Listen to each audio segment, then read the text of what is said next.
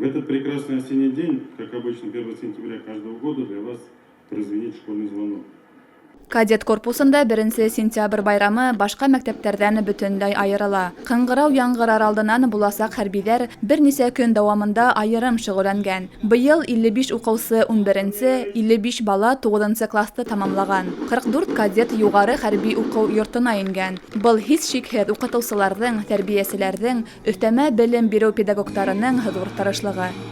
Иң мөһиме без балаларда илһиярлек һәм телһиярлек сифаттарын тәрбияләйбез. Балаларны укыту өчен, балаларга белем, өстәлмә белем бирү өчен безнең кадет корпусында матур шартлар булдырылган, бөтә шартларда булдырылган әйтәйек.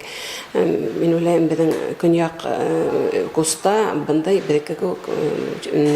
мәктәп белем бирү усагы юктыр дип. Шуның өчен балалар күп килә, шуның өчен ата-әсәләр күп килә. Балалар рәхмәтлеләр, ата-әсәләр рәхмәтлеләр. Кадет корпусында Ырымбур, Силәбе өлкәләреннән, Пермдән, Удмурт республикаһынан килгән укучылар белем ала. Шулай ук Башкортстан республикаһының төрле төбәкләреннән килгән балалар да күп. Шуларның береһе Хайбула районы Акъяр авылынан Искәндәр Исәнголов. Ул 7-нче класста укый, уку алдынгыһы спортчы. Миңә кадет корпусында укуы бик охшай ди ул. Мин теләп килдем бына кадет корпусына. Минең катнаштым Анапала. Лаптанан катнаштым. 3-нче урын алдым. Был көндө уку алдынгылары төрле конкурсларда, бәйгеләрдә еңүче кадеттар, шулай ук кадет корпусында озак еллар эшләүче укытучылар, тәрбияселәр мактау кагыҙҙары һәм рәхмәт хаттары менән бүләкләнде. Воспитатель Азанбаев Рафис Сергеевич.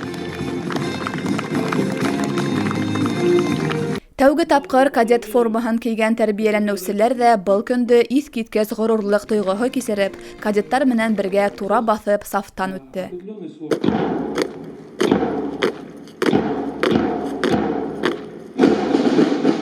Александр Доставалов исемендәге Волга буйы федераль кадет корпусында ил таянырҙай йәштәр тәрбиәләнә.